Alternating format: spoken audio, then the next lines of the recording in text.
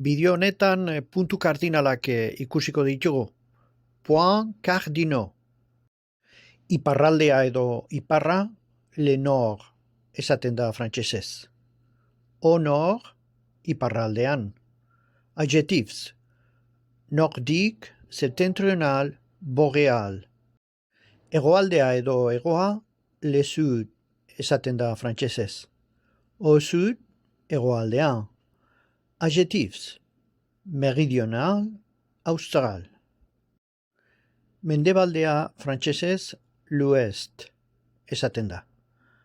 A l'ouest, mendebaldean.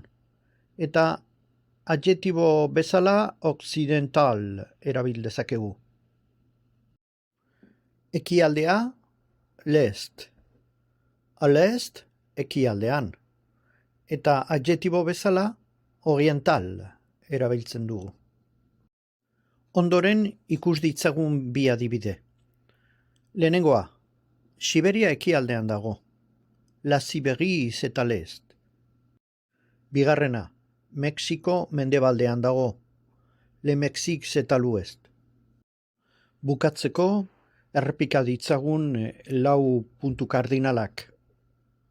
Nord, sud, ouest, est.